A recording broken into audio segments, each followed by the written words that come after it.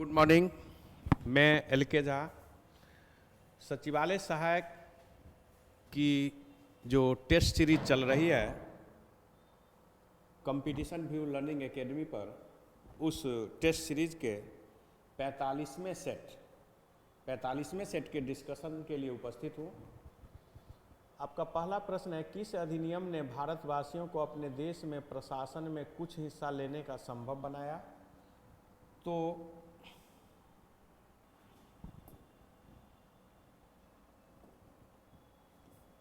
यह संभव चार्टर 1833 के द्वारा हुआ। 1833 के चार्टर द्वारा बताया गया कि योग्यता को नौकरी का आधार बनाया जाएगा, यानी जो योग्य व्यक्ति हैं उन्हें योग्य पद दिया जाएगा, उनके साथ किसी भी प्रकार का भेदभाव नहीं किया जाएगा। जैसा कि आप जानते हैं कि 1858 के बाद महारानी विक्टोरिया की जो भारत शासन अधिनियम के द्वारा उद्घोषणा की गई, जिसमें कहा गया कि बिना किसी भेदभाव को योग्यता को नौकरी का आधार बनाया जाएगा। तो 1833 में भी यह बात कही गई कि कंपनी में नौकरी उसको मिलेगा जो योग्य व्यक्ति होंगे। 1853 के चार्टर द्वारा खुली हुई प्रतियोगिता परीक्षा की शुरुआत हुई। डलहौजी के काल में खुली हुई प्रतियोगिता परीक्षा की शुरुआत हुआ। परीक्षा दो प्रकार की होती है, सीमित प्रतियोगिता परीक्षा और खुली हुई प्रतियोगिता परीक्षा। इंडिया काउंसिल एक्ट 1861 भारत का प्रथम काउंसिल एक्ट है।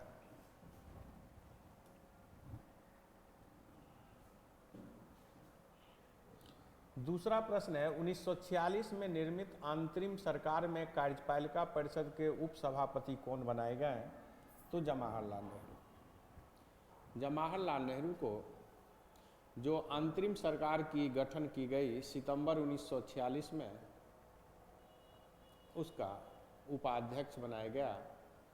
कैबिनेट मिशन के प्रस्ताव पर अंतरिम सरकार की गठन की गई। 14 सदस्यीय अंतरिम सरकार की गठन की गई, जिसमें कांग्रेस के 9 और मुस्लिम लीग के 5 सदस्य थे।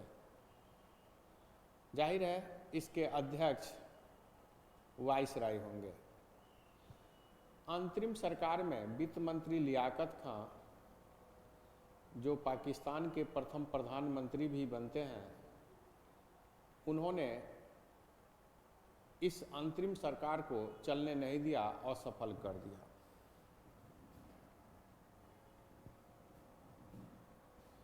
तीसरा प्रश्न है कि क्रमबद्ध आपको सजाना है कि हमारे संविधान में जो दिया गया है इसमें कौन कौन सा शब्द पहले रखा गया है। तो इसमें इसका आंसर ए होगा, सार्वभौमिक शब्द सबसे पहले रखा गया है, फिर समाजवादी, फिर धर्मनिरपेक्ष और फिर प्रजातांत्रिक। जैसा कि आप जानते हैं कि सार्वभौमिक का अर्थ होता है जिसका पूरी तरह यूनिवर्सल अधिकार हो, किसी भी प्रकार का उस पर हस्तक्षेप नहीं हो। इसे हम संप्रभुत्व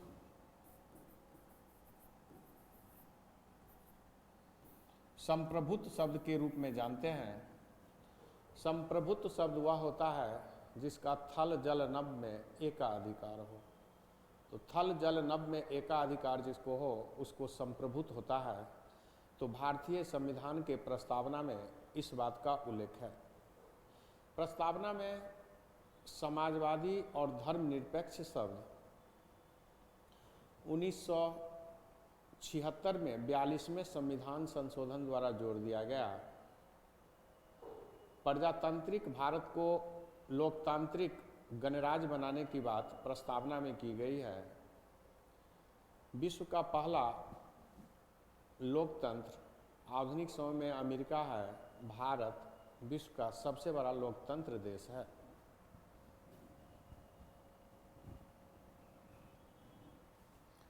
चौथा प्रश्न है, किस बाद में संसद को मौलिक अधिकार में संशोधन करने का अधिकार दिया गया? तो यह केशवानंद में यह अधिकार दिया गया। 1973 ईस्वी की यह बात है। केरल के वेम्बनाड मठ के केशवानंद भारती ने एक वाद लाया केरल सरकार के विरुद्ध, जो अब तक सुप्रीम कोर्ट की सबसे बड़ी बेंच है, जिसमें 13 जजों ने भाग लिया था। इसमें केशवानंद भारती बनाम केरल राज्य मामला में सुप्रीम कोर्ट ने कही कि प्रस्तावना सहित संविधान के किसी भी भाग पर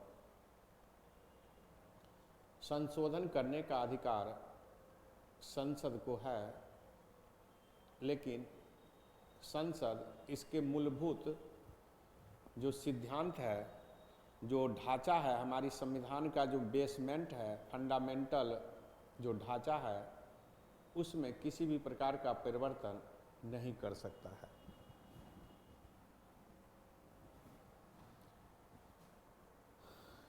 पांचवा प्रश्न है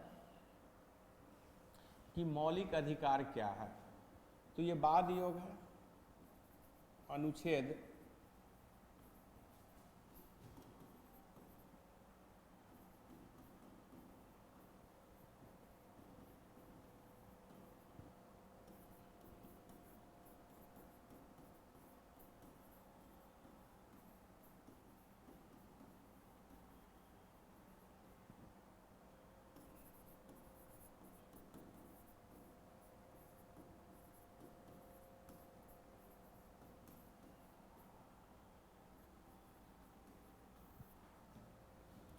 आप देखिए कि अनुच्छेद 32 में 5 प्रकार के रिट जारी करने का अधिकार सुप्रीम कोर्ट को दिया गया है, और यही 5 प्रकार के रिट जारी करने का अधिकार अनुच्छेद 226 में हाई कोर्ट को दिया गया है। वह रिट है बंदी प्रत्यक्षीकरण, परमादेश, अधिकार परीक्षा, उत्प्रेषण और प्रतिषेध। ये 5 प्रकार का रिट सुप्रीम कोर्ट 32 आर्टिकल के अधीन और हाई कोर्ट 226 आर्टिकल के अधीन करते हैं। हाई कोर्ट अन्य प्रयोजन के लिए भी इस प्रकार की रिट जारी कर सकते हैं। छठा प्रश्न है, वर्ष 1956 में कितने पुनर्गठित राज्यों को द्विसदनीय की व्यवस्था की गई? तो 1956 में जब राज्यों का पुनर्गठन किया गया तो ये 5 राज्यों को अधिकार दिया गया। जैसा कि आप जानते हैं कि भारत शासन अधिनियम 1935 के द्वारा पहली बार राज्यों में द्विसदनीय की व्यवस्था की गई, जिसके अंतर्गत राज्य में विधानसभा के साथ साथ विधान परिषद भी हो सकती है। वर्तमान में 6 राज्यों में द्विसदनीय व्यवस्था है। अनुच्छेद 169 के अधीन संसद, अनुच्छेद 169 के अधीन संसद विधान परिषद को बनाने या समाप्त करने की योग्यता रखते हैं।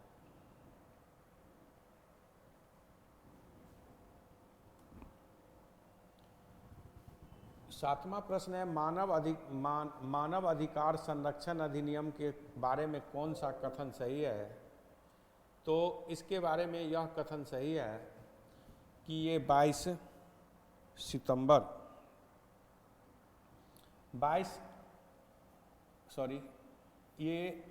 सितंबर 1993 को प्रवृत्ति में हुआ और 12 अक्टूबर 1993 से काम करने लगा। मानवाधिकार आयोग के अध्यक्ष पहला रंगनाथ मिश्र थे। वर्तमान में अरुण कुमार सिंह मिश्र है।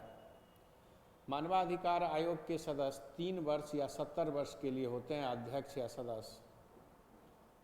ये सुप्रीम कोर्ट के मुख्य न्यायाधीश या रिटायर्ड कोई अन्य न्यायाधीश, कोई भी सुप्रीम कोर्ट के रिटायर्ड मुख्य न्यायाधीश हो या अन्य न्यायाधीश हो, वे अब अध्यक्ष बन सकते हैं।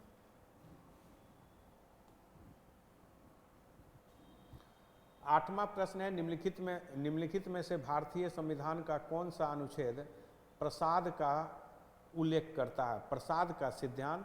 तो अनुच्छेद 310 इस बात का उल्लेख करता है। ये प्रसाद का सिद्धांत है कि सेवा शर्तें, तो सिविल सेवकों की सेवा शर्तें बहुत ही विस्तृत है और उसको हटाने की प्रक्रिया भी बहुत ही जटिल है। इसी को प्रसाद का सिद्धांत के नाम से जाना जाता है। अनुच्छेद 308 से 323 तक सिविल सर्विसेज, सिविल सेवा में जो व्यक्ति हैं उनसे संबंधित प्रावधान किया गया है।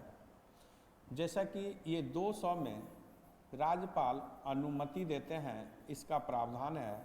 301 में व्यापार और वाणिज्य से संबंधित है। 311 में ये सेवा की अवधि क्या होगी, इसको हटाने या पदच्युत करने से संबंधित 311 आर्टिकल है सिविल सेवकों का। 9वीं प्रश्न है कि आदम का पुल किन 2 राज्यों के बीच है? तो आदम का पुल ये दो देश है, भारत और श्रीलंका। भारत और श्रीलंका के बीच आदम का पुल है। इसे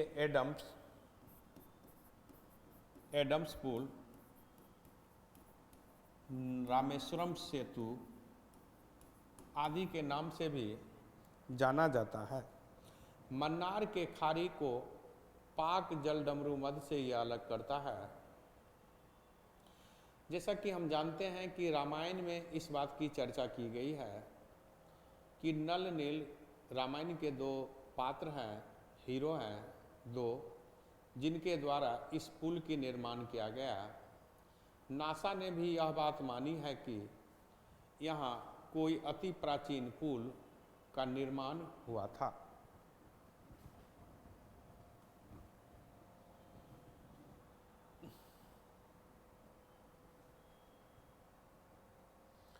दसवीं प्रश्न है कि कौन सा द्वीप भारत और श्रीलंका के मध्य स्थित है? तो भारत और श्रीलंका के बीच रामेश्वरम द्वीप अवस्थित है। जो रामेश्वरम राम से जुड़ा हुआ है। यह माना गया है रामायण के अनुसार कि राम जी जब श्रीलंका पर आक्रमण किया, उससे पूर्व उन्होंने शिव जी की आराधना किया और यहाँ एक मंदिर का निर्माण किया, शिवलिंग स्थापित किए। वही रामेश्वरम है जो भारत के तमिलनाडु के अंतिम छोर से जुड़ा हुआ है। ये एलिफेंटा अरब सागर में अवस्थित है। जैसा कि आप जानते हैं कि चंदेल शासकों द्वारा एलिफेंटा में बहुत सारी मूर्तियां बनाई, जिसमें त्रिमूर्ति सबसे प्रसिद्ध है। त्रिमूर्ति यहाँ के सबसे प्रसिद्ध है। लक्षद्वीप ये भी अरब सागर में कोरल द्वीप है, एक कोरल द्वीप है।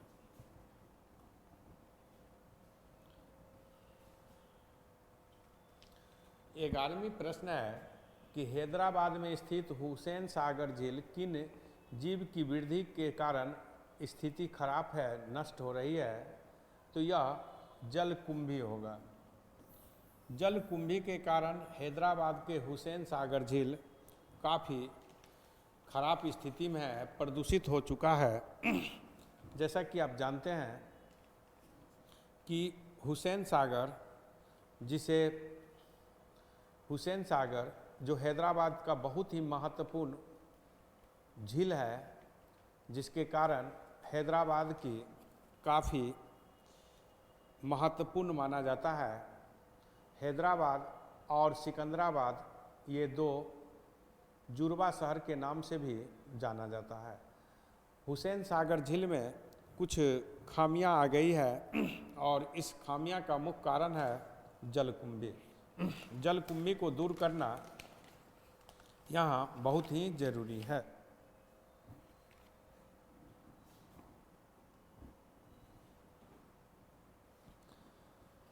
12वीं प्रश्न है कि सर्वप्रथम पारिस्थितिकी स्तूप की परिकल्पना किसने की? तो चार्ल्स एल्टन ने इस बात की चर्चा की।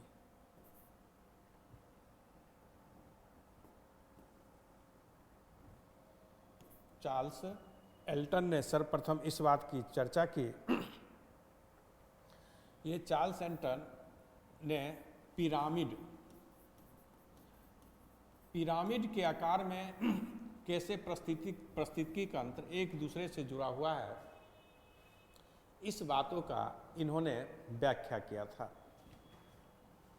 टेंसले पारिस्थितिकी तंत्र से जुड़े हुए हैं, डार्विन विकासवादी सिद्धांत से जुड़े हुए हैं। 13 प्रश्न है कि गहन पारिस्थितिकी डीप इकोलॉजी की अवधारणा किसने दी? तो अर्जिन नेस ने इस बात की चर्चा की। अर्जिन नेस जो नॉर्वेनियन यानी नॉर्वे के थे, इन्होंने इस बात की चर्चा की कि प्राकृतिक दुनिया में जटिल अंतः संबंधों पर निर्भर है, यानी इंटर रिलेशनशिप को इन्होंने बहुत ही बेहतर रूप में अर्जिन नेस ने दिखाया कि ये जो डीप इकोलॉजी यानी गहन इकोलॉजी या इंटर रिलेशन पर, अंतः संबंध पर किस प्रकार निर्भर है। जब पारिस्थितिकी में वातावरण में किसी चीज़ की कमी या ज़्यादा होगी तो उसका प्रभाव कैसे दूसरे जीव पर पड़ेगा, कैसे उसका प्रभाव दूसरे जीव पर पड़ेगा, इस बात को बहुत ही बेहतर ढंग से बताया गया है। तो इस बात को बहुत ही बेहतर ढंग से इन्होंने बताने का प्रयास किया अर्जिन नेस ने। और जैसा कि यह हम जानते हैं कि अंतः संबंध पर ही यह संसार टिकी हुई है। वर्तमान दौर में बहुत ही अव्यवस्थित होती जा रही है पारिस्थितिकी, और इसका कारण है कि मानवीय जो क्रियाकलाप है वह हम लोग अविवेकपूर्ण कार्य कर रहे हैं, प्रकृति का अविवेकपूर्ण दोहन कर रहे हैं। 14 प्रश्न है कि लोक नगरी सत्यत्व के विचार के आधार पर विकसित किया गया अध्ययन, तो यह अध्ययन जो है मैक्सिको में किया गया। मैक्सिको, जैसा कि आप जानते हैं कि मैक्सिको में इस बात की व्याख्या किया गया कि कैसे किसी सिस्टम, किसी के मानव की प्रवृत्ति में किस प्रकार की समय के साथ परिवर्तन होती है, कैसे एक परिस्थिति से दूसरे परिस्थिति में, एक घटना से दूसरे घटना मानव को किस ओर ले जाती है, यूनिवर्सल में सत्य का क्या महत्व है, इन बातों पर चर्चा इसमें किया गया।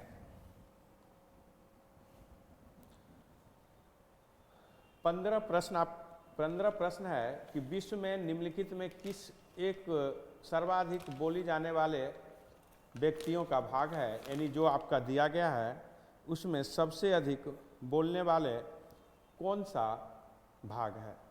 तो जैसा कि आप जानते हैं कि बंगाली, दिए गए विकल्प में बंगाली होगा। बंगाली भारत में बोली जाने वाली या दुनिया में बोली जाने वाली दूसरी बड़ी भाषा के रूप में बेशुमार है। जैसा कि एक शोध से अंग्रेजी को दुनिया का सबसे बड़ा भाषा मान लिया गया, मंदारिन चीन का भी इस रेंज में भाषा है। तीसरा भाषा के श्रेणी में भारत के हिंदी भाषा को रखा जाता है। और बंगाली भाषा, जैसा कि आप जानते हैं कि भारत की दूसरी सबसे बड़ी भाषा है। मराठी भाषा तीसरी सबसे बड़ी भाषा बन गई है और चौथी सबसे बड़ी भाषा भारत का तेलुगु भाषा बन गई है।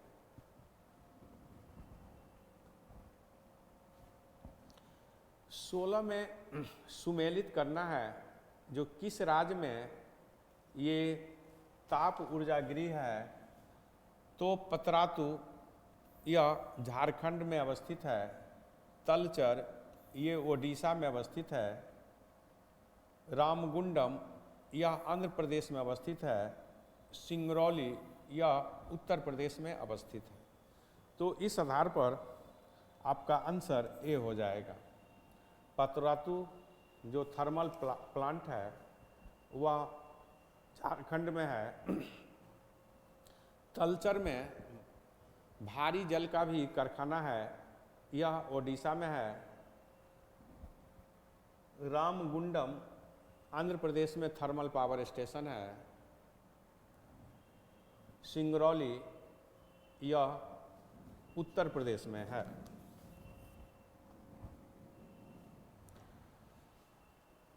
सत्रह प्रश्न है कि भारत में प्रति व्यक्ति ग्रीन हाउस गैस की उत्सर्जन की मात्रा कितना है। तो जो आपका प्रश्न है 1.6 के करीब है, 1.4 टन है, जो लगभग 1.6 के करीब है। कार्बन उत्सर्जन जो ग्लोबल वार्मिंग का एक सबसे बड़ा कारण है और जिसके कारण वातावरण में बहुत सारी जो सिस्टम है वह असंतुलित हो रही है। कार्बन पर रोक लगाना बहुत ही ज़रूरी है और इसके लिए बहुत सारा प्रयास किया गया है, जिसमें क्योटो प्रोटोकॉल भी बड़ी महत्वपूर्ण था और 2015 में पेरिस जलवायु सम्मेलन मील का पत्थर है, जिसके द्वारा चरणबद्ध तरीके से CO2 गैस का उत्सर्जन पर रोक लगाने की सहमति व्यक्त की गई है। तो कार्बन उत्सर्जन के जैसा कि आप देख रहे हैं कि भारत में जो प्रति व्यक्ति है वह 1.6 टन जो आपका दिया गया है वह उत्तर होगा। 18 प्रश्न है, राष्ट्रीय कृषि वानिकी अनुसंधान केंद्र कहाँ है। तो यह केंद्र झांसी में अवस्थित है। 1988 में इसकी स्थापना हुआ।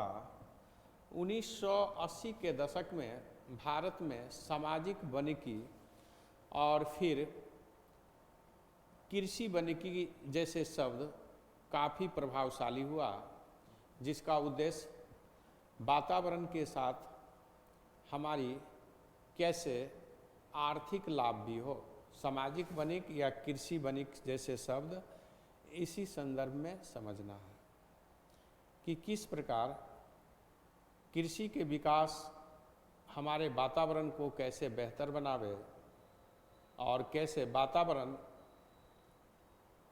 बेहतर से कृषि के विकास को कैसे जोड़ा जाए, यानी आर्थिक लाभ। ये आर्थिक लाभ के सिद्धांत पर काम करने वाला है, जिस पर शोध की जाती है। ये झांसी में अवस्थित है। 19वां प्रश्न है कि विश्व का प्रथम देश जो सार्वजनिक रूप से धूम्रपान पर रोक लगाया हो, तो यह देश जो सार्वजनिक रूप से धूम्रपान पर रोक लगाया हो वह देश सिंगापुर है। लेकिन जैसा कि आप जानते हैं कि भूटान में 2010 में ही इस प्रकार की रोक लग चुकी है। वर्तमान में जो विभिन्न क्षेत्रों में असंतुलन बन रही है, मानव भी काफ़ी बीमारियों से ग्रसित हो रही है, जिसमें तंबाकू धूम्रपान एक महत्वपूर्ण है। जैसा कि आप जानते हैं कि 31 मई को अंतर्राष्ट्रीय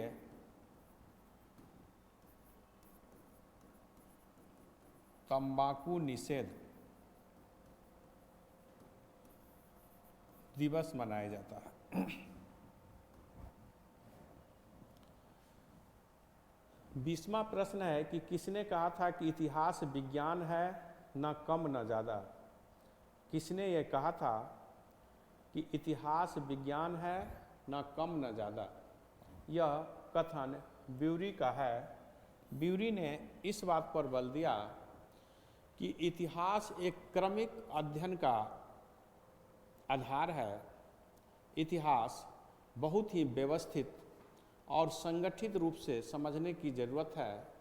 इसे वैज्ञानिक पद्धति पर ही बेहतर रूप में हम अध्ययन कर सकते हैं। इसी संदर्भ में ब्यूरी का कथन कि इतिहास विज्ञान से न कम है न ज़्यादा, यानी विशुद्ध रूप से ब्यूरी ने विशुद्ध रूप से इतिहास को विज्ञान माना है। विज्ञान में किसी चीज़ों का क्रमबद्ध अध्ययन किया जाता है और फिर उसके आधार पर एक निष्कर्ष निकलती है। हम इतिहास में भी क्रमबद्ध अध्ययन देख सकते हैं और उसके आधार पर निष्कर्ष को देख सकते हैं। हेरोडोटस को इतिहास का पिता माना जाता है।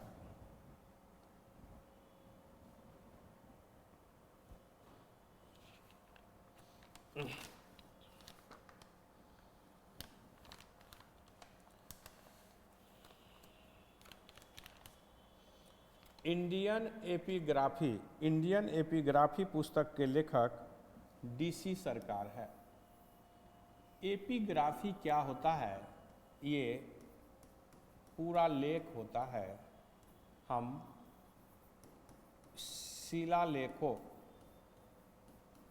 शिलालेखों का अध्ययन हम एपिग्राफी में करते हैं। तो इंडियन एपिग्राफी के लेखक DC सरकार है। जैसा कि जानते हैं कि भारत में शिलालेख लिखने की परंपरा सर्वप्रथम अशोक ने प्रारंभ किया। संभवतः ये फारस से प्रभावित रहा हो और एपिग्राफी में प्राचीन शिलालेख अथवा रॉक पर लिखा हो या मेटल पर भी लिखा गया हो, जो पूरा लेख हो, पुराना लेख हो, उसकी अध्ययन हम एपिग्राफी में करते हैं। तो यह भारत के इतिहास के लिए और पुरातत्वविद के लिए, भूविज्ञान के लिए बहुत ही महत्वपूर्ण पुस्तक है।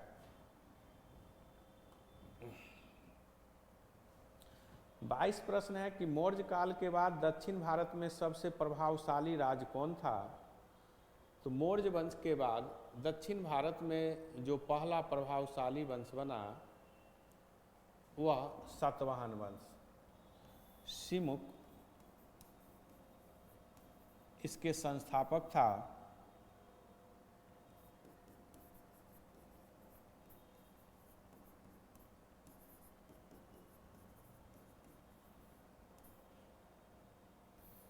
ये महानतम शासक था।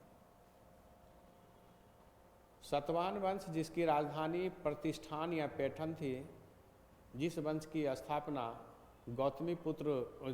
जिसकी स्थापना सिमुक द्वारा किया गया, जिसके वास्तविक सातवाहन वंश के वास्तविक संस्थापक सातकर्णी था और सातवाहन वंश के महानतम शासक गौतमीपुत्र सातकर्णी था, जो मौर्य वंश के बाद दक्षिण भारत में एक शक्तिशाली वंश की स्थापना की।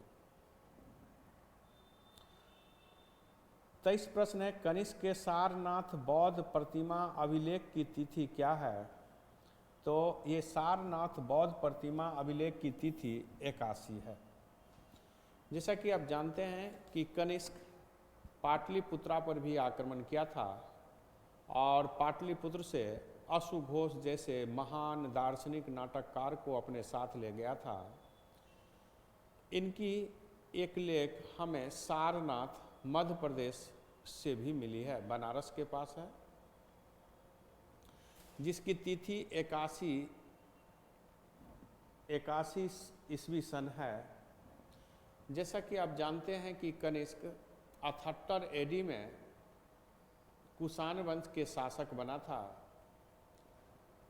और इस एडी को शक वंश के स्थापना के रूप में शक संवत के रूप में 78 एडी को हम शक संवत के रूप में मनाते हैं। हमारी राष्ट्रीय पंचांग इससे जुड़ा हुआ है।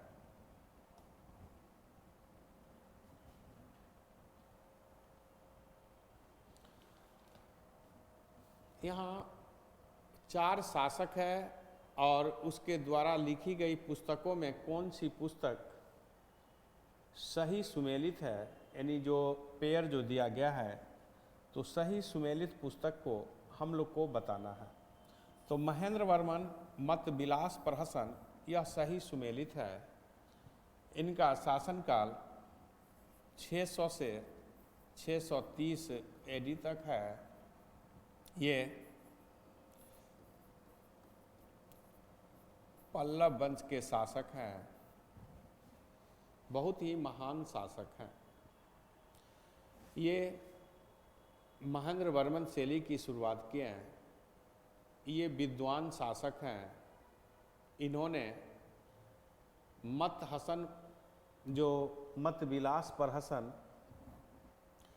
विलास प्रहसन जो नाटक लिखी है, इसमें धार्मिक जो व्यक्ति हैं जो धर्म के नाम पर व्यभिचार करते हैं, इस बात को बहुत ही व्यंग्यात्मक रूप में इसमें दर्शाया गया है। कृष्णदेव राय की प्रसिद्ध पुस्तक है और वह पुस्तक है अमुक्त माल्याद। कृष्णदेव राय जो विजयनगर के महानतम शासक हैं, इनकी यह पुस्तक है। भोजदेव बहुत ही प्रसिद्ध समरांग सूत्रधार, ये वास्तुकला से संबंधित बहुत ही महत्वपूर्ण है। ये प्रशासन से संबंधित महत्वपूर्ण है।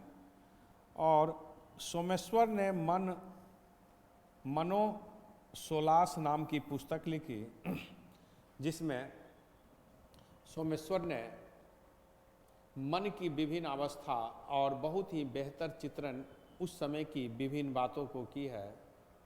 इन्हें इस कारण सर्वज्ञ की उपाधि दी गई है।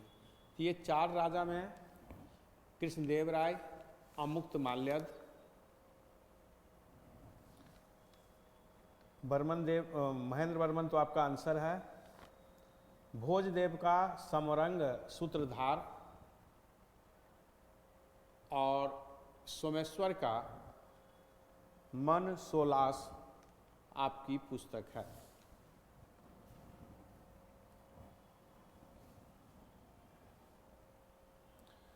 पच्चीसवां प्रश्न है कि 13वीं से 16वीं शताब्दी में भारतीय कृषि खेती नहीं करते थे, यानी जो विकल्प दिया गया है, इसमें किस प्रकार की अनाज की या जो दलहन है उसकी खेती भारतीयों द्वारा नहीं की जाती थी। तो इसका उत्तर होगा मक्का। मक्का की खेती भारत में पुर्तगालियों द्वारा माना गया है। मक्का भारत में पुर्तगालियों द्वारा शुरू किया गया। तो स्पष्ट है कि 13वीं-14वीं शताब्दी में मक्का की खेती नहीं होती थी। हम ये भी जानते हैं कि पुर्तगाली भारत में 15वीं शताब्दी के अंत 16वीं शताब्दी के प्रारंभ में आए हैं। मक्का का मूल भूमि अमेरिका माना जाता है, उत्तरी अमेरिका। यह भारत में पुर्तगालियों द्वारा लाया गया। मोटा अनाज में मक्का बहुत ही महत्वपूर्ण है। मक्का से अनेक प्रकार के जो है खाद्यान्न सामग्री बनाई जाती है। गेहूं और जौ अति प्राचीन खाद्य फसल है, जिसका उल्लेख हमें मेहरगढ़ के साथ हड़प्पा सभ्यता वैदिक काल में भी मिलती है। चना भी प्राचीन काल से ही भारत में उत्पादित होती आ रही है।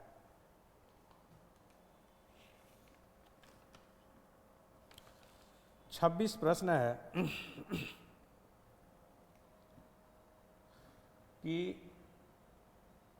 इंटरपोलर कौन थे। इंटरपोलर एशिया में मुक्त व्यापार करने वाले अंग्रेज व्यापारी को कहा गया है, जो मुक्त रूप से बिना किसी प्रकार की चुंगी दिए हुए उनकी राजनीतिक प्रभाव के कारण बिना टैक्स के ये लोग व्यापार करते थे। जैसा कि आप जानते हैं कि यूरोपियन कंपनी प्रारंभ में व्यापार करने के लिए आई, लेकिन एशिया महादेश की राजनीतिक कमजोरियों का ये लोग लाभ उठाने लगा और फिर भारत, दक्षिण पूर्वी एशिया, चीन जैसे देशों पर इनका प्रभाव बढ़ने लगा। ये लोग व्यापार के बाद राज स्थापित कर लिया।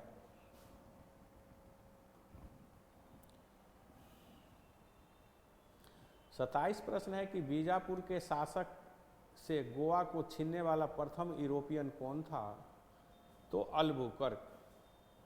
अल्बुकर्क ने 1510 एडी में यह बीजापुर के शासक यूसुफ आदिल शाह से छीन लिया। गोवा को 1510 में छीना गया और 1961 में गोवा को हमने पुर्तगालियों से छीन लिया। तो गोवा पर सबसे अधिक समय तक यूरोपियन कंपनियों का प्रभाव रहा, पुर्तगालियों का प्रभाव रहा। पुर्तगाली भारत आने वाली पहली कंपनी थी और भारत से जाने वाली अंतिम कंपनी थी। गोवा को भारत में भारत का पाश्चात्य संस्कृति का केंद्र, इसे जीते जागता यूरोप भी भारत का कहा जाता है।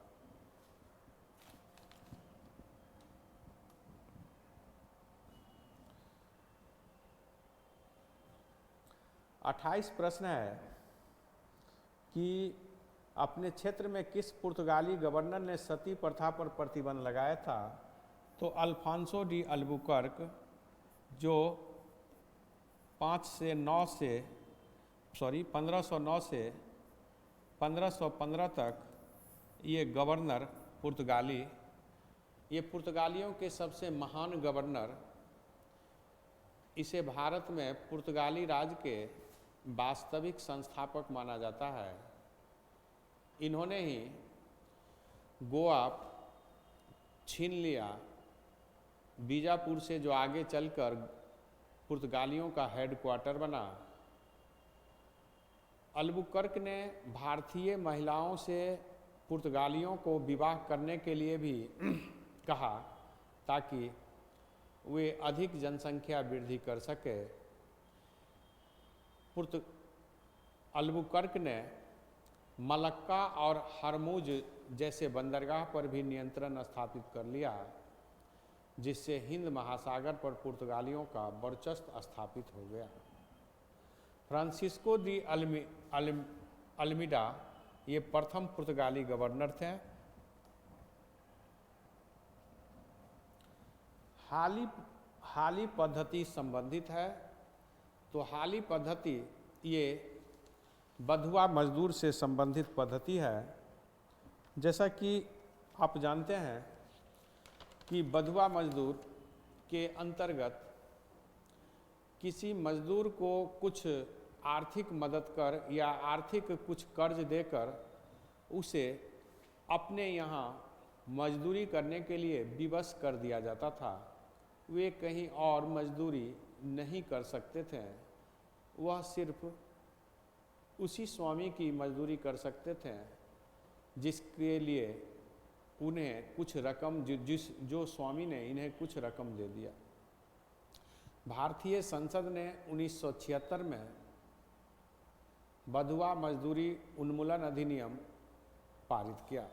तो भारत में बधुआ मजदूरी की अब कोई सिस्टम नहीं है और हमारी संविधान की जो आर्टिकल 23 है, संविधान की आर्टिकल 23 भी इस प्रकार की पद्धति को समाप्त करती है, निषेध मानती है। 30वां प्रश्न है कि पागलपंथी की स्थापना किसने की थी? पागलपंथ की तो करमशाह। करमशाह ने इस पंथ की स्थापना की थी और पागलपंथी विद्रोह भी ब्रिटिश विरोध में हुआ था, जिसमें करमशाह और इनके पुत्र टीपू ने महत्वपूर्ण भूमिका निभाया था। स्वामी सहजानंद सरस्वती भारत के सबसे बड़े किसान लीडर थे।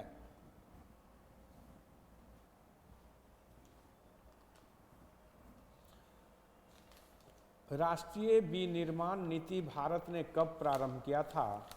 तो यह 2011 में किया था। जैसा कि आप जानते हैं 4 नवंबर 2011 को यह नीति लागू किया गया था, जिसके द्वारा जीडीपी, रोजगार में वृद्धि करना था कि जीडीपी में भी वृद्धि हो और रोजगार में वृद्धि हो, स्वदेशी पर बल मिले। स्वदेशी को अधिक से अधिक बल देने की राष्ट्रीय विनिर्माण नीति का मुख्य उद्देश्य था।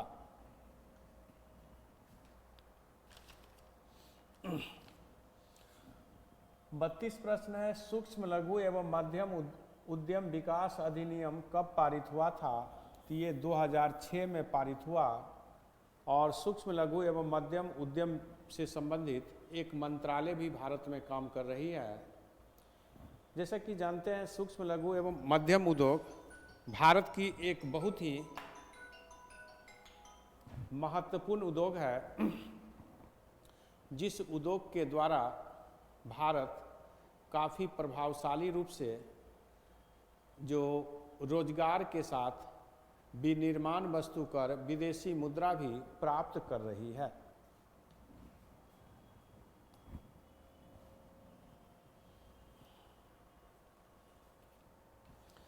तैंतीस प्रश्न है कि मुद्रा की दशमलव प्रणाली के साथ प्रचलित नया पैसा कब पैसा में बदल गया?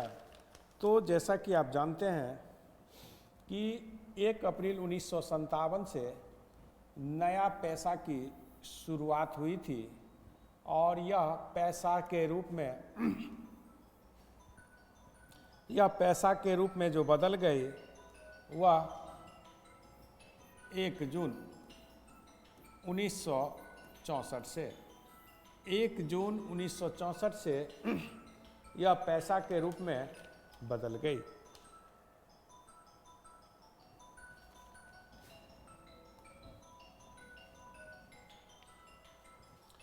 चौंतीस प्रश्न है कि भूमि विकास बैंक कौन सा कथन भूमि विकास बैंक के संबंध में सही है? तो भूमि विकास बैंक दीर्घकालीन ऋण कृषकों को उपलब्ध कराती है ताकि वे संरचनात्मक कार्यों को अधिक से अधिक बढ़ावा दे, अधिक से अधिक संरचनात्मक कार्य कर सके।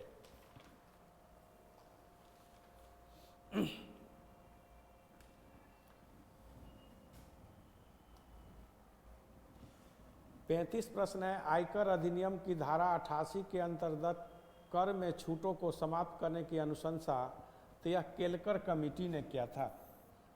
कर सुधार पर केलकर कमेटी बनाया गया था, जिस केलकर कमेटी ने माना कि भारतीय आयकर एक्ट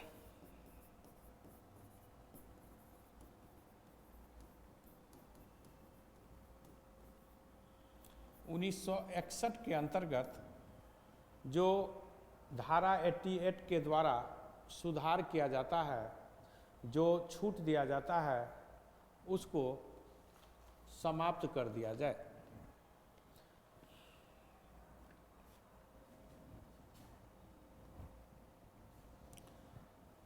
छत्तीस प्रश्न है कि राजकोषीय उत्तरदायित्व एवं बजट प्रबंधन अधिनियम किस वर्ष पारित किया गया था? तो यह 2003 में पारित किया गया था। राजकोषीय नीति के प्रति अधिक उत्तरदायी बनाने के लिए संसद ने 2003 में राजकोषीय उत्तरदायित्व एवं बजट प्रबंधन अधिनियम बनाया, जिसका उद्देश्य कि राज्य सरकार और केंद्र सरकार अपनी राजकोषीय घाटा को कम करे, फिजूली खर्च या ऐसे खर्च जिस खर्च से बचा जा सकता है उस खर्च को बचाया जाए। जैसा कि आप जानते हैं कि भारत में राजकोषीय घाटा कम हो गई थी, लेकिन फिर कोविड-19 के कारण जो 3-4% के बीच थी वह बढ़कर 6-7% के बीच हो गई है।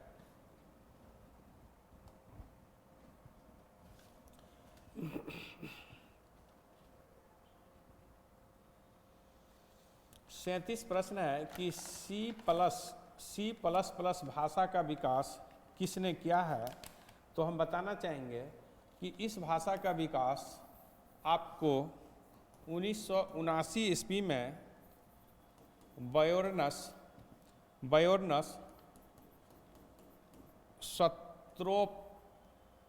सत्रोप ने किया था। बयोर्नस सत्रोप ने किया था। फिर शुरुआत किया था। फिर विथ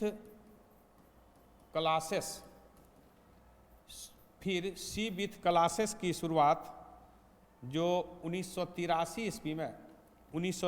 ईस्वी में ऑब्जेक्ट ओरिएंटल भाषा के रूप में जावा C++ का शुरुआत हुआ 1983 से। तो बायोर्नस के द्वारा इस भाषा की शुरुआत है। पास्कल कैलकुलेटर से संबंधित महत्वपूर्ण वैज्ञानिक है। 38 प्रश्न है कि ओलंपिक के फाइनल तक पहुंचने वाले प्रथम भारतीय महिला कौन थी? तो यह प्रथम भारतीय महिला जो ओलंपिक तक पहुंचने में सफल हुई थी वह थी PT Usha. PT Usha Olympic के फाइनल में पहुंचने वाली भारत की पहली महिला है और ये 1984 के लॉस एंजल्स ओलंपिक में 1 सेकंड के 100वां भाग से पदक छूट गया। इनको चौथा स्थान मिला था। यह केरल की धाविका जिन्हें गोल्डन गर्ल के नाम से भी जाना जाता है, ये पीटी उषा, यह सफलता 1 सेकंड के 100वां भाग से इनको पदक छूट गया था। ये भारत के प्रसिद्ध धाविका है।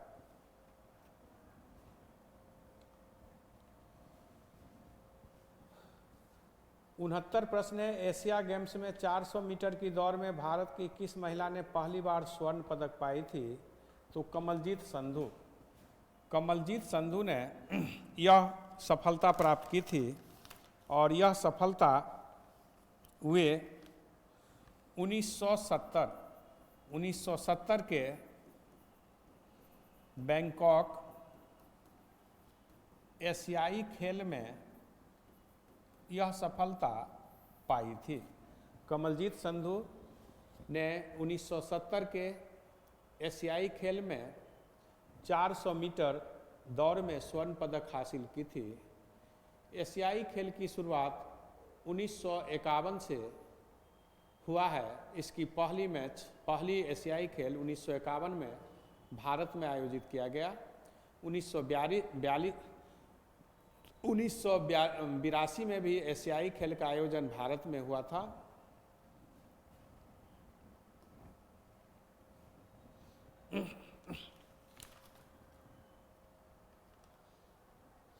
मोडेस किस भारतीय राज्य का पारंपरिक नृत्य है? यह मोडेस नृत्य जो भारत की परंपरा की है, भारतीय राज्य की परंपरा का नागालैंड से जुड़ता है। पूर्वोत्तर भारत में भी इस तरह की जो है खेल खेला जाता है। तो यह नृत्य प्रारंभिक नृत्य है जो नागालैंड और पूर्वोत्तर भारत से जुड़ा हुआ है।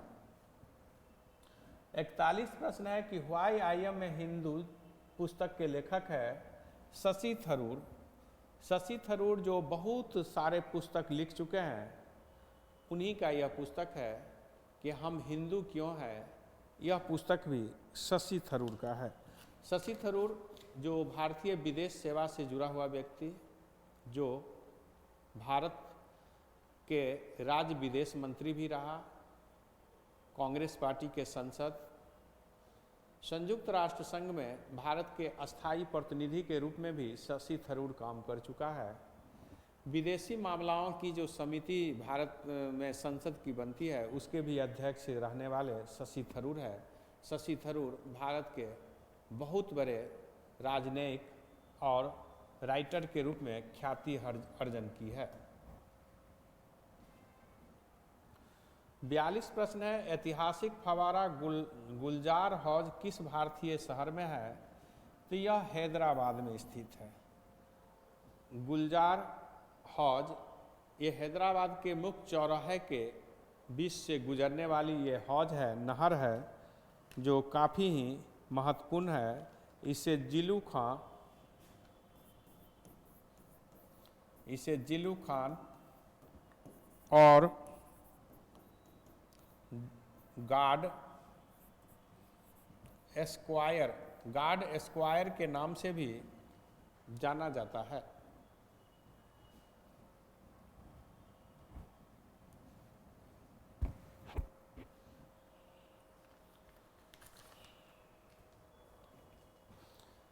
ग्रेट मैन मेड रिवर किस देश में स्थित है।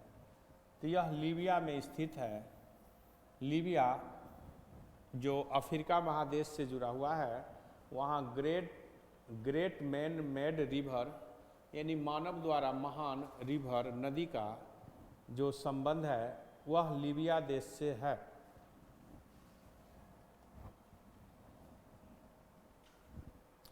चौवालीस प्रश्न है कि एफएम रेडियो की पेटेंट किसने कराया था। यानी एफएम रेडियो का पेटेंट सर्वप्रथम कराने वाले कौन था।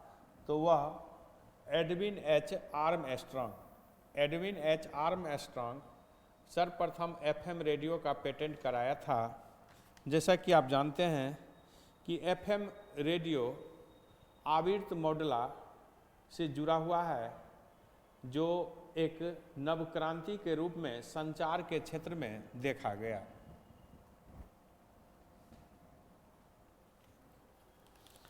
चंद्र वर्ष और सौर वर्ष के बीच की दूरी क्या है। तो 11 दिनों का होता है। चंद्र वर्ष और सौर वर्ष के बीच 11 दिनों का अंतर होता है। जैसा कि आप जानते हैं कि सौर वर्ष 365 दिन और चंद्र वर्ष 354 दिन का होता है, तो दोनों के बीच 11 दिनों का अंतर होता है। चंद्र माने चंद्रमा के आधार पर जो दिवस निर्धारित किया जाए, और सौर का अर्थ है कि सूर्य के आधार पर जो निर्धारित किया जाए। तो सूर्य के आधार पर जो निर्धारित किया गया वह सौर वर्ष, और चंद्रमा के आधार पर जो निर्धारित तिथि की जाती है उसे हम चंद्रमा के आधार पर जो तिथि निर्धारित की जाती है उसे हम चंद्र वर्ष, और जो सूर्य के आधार पर तिथि निर्धारित की जाती है उसे हम सौर वर्ष कहते हैं। सौर वर्ष 365 दिन 6 घंटा और चंद्र वर्ष 354 दिन की होती है।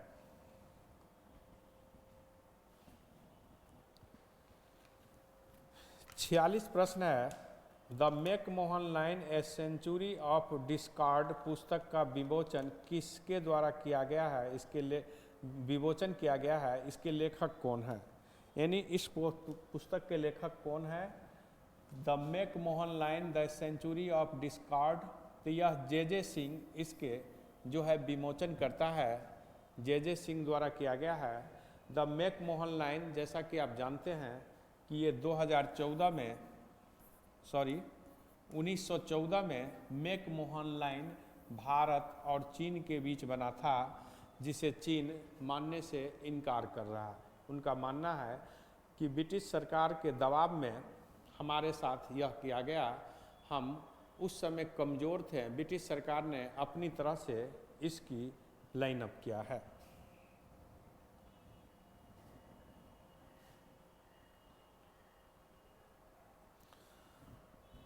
सैंतालीस प्रश्न है कि प्रधानमंत्री नरेंद्र मोदी ने किस राज्य में बुंदेलखंड एक्सप्रेस की उद्घाटन किया है? तो बुंदेलखंड एक्सप्रेस की उद्घाटन ये उत्तर प्रदेश में किया गया है। प्रधानमंत्री ने यह उद्घाटन जो है 16 जुलाई 2022 को किया है और यह माना गया है कि इसके द्वारा बुंदेलखंड क्षेत्र, यानी जो बुंदेलखंड क्षेत्र उत्तर प्रदेश और मध्य प्रदेश के क्षेत्र पिछड़े हुए इलाका है, उस इलाका का एक नया यातायात से आर्थिक विकास को तीव्र गति मिलेगी।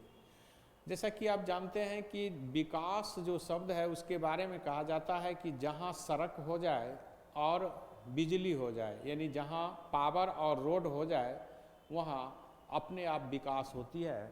तो बुंदेलखंड एक्सप्रेस वे बहुत ही महत्वपूर्ण उत्तर प्रदेश और मध्य प्रदेश के उन क्षेत्रों के लिए होगा जो विकसित अवस्था में नहीं है, कमज़ोर स्थिति में है, वहाँ काफ़ी इसका विस्तार होगा।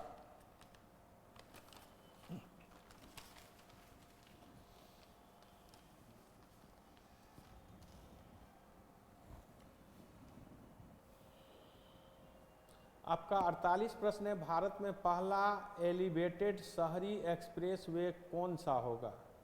यानी भारत में पहला इस तरह की एलिवेटेड शहर कौन सा बनाया जाएगा? तो हमें याद रखना है कि द्वारका एक्सप्रेसवे। ये द्वारका एक्सप्रेसवे एक ऐसा वे होगा जो नितिन गडकरी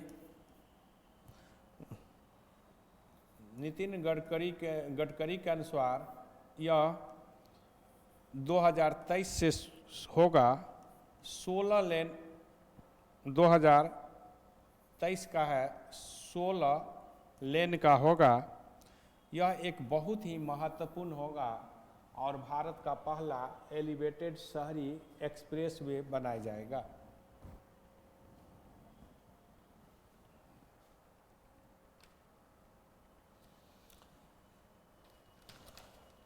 उनचास प्रश्न है कि भगवानी देवी डगर ने विश्व मास्टर एथलेटिक्स चैंपियनशिप में 100 मीटर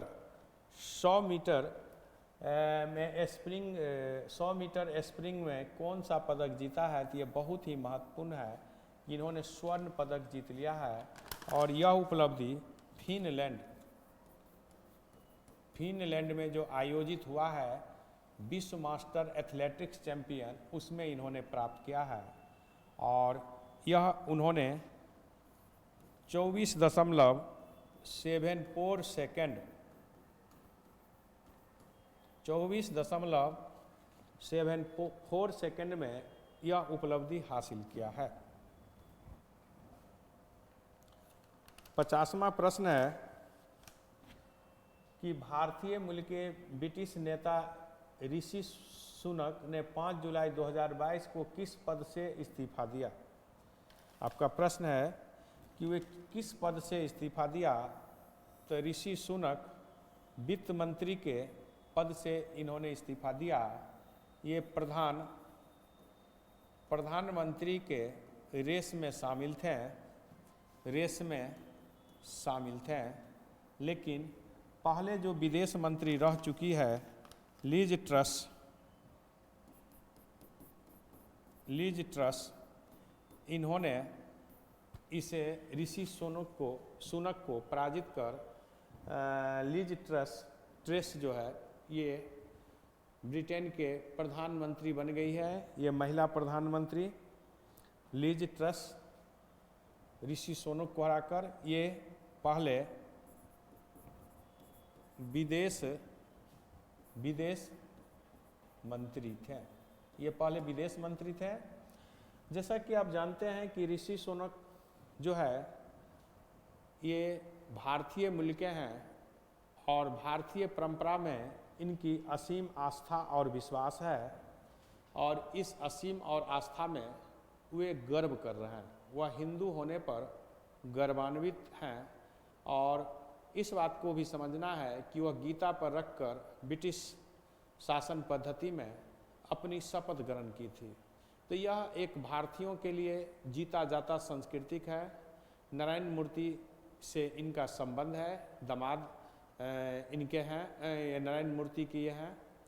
तो स्टैनफोर्ड विश्वविद्यालय में पढ़ने के दौरान ही नारायण मूर्ति की पुत्री से इनका प्रेम प्रसंग हुआ और फिर विवाह में बदल गया। तो ये ऋषि सुनक भारत के एक बहुत बड़ा चेहरा जो ब्रिटेन में काफ़ी चर्चित लीडर है। धन्यवाद।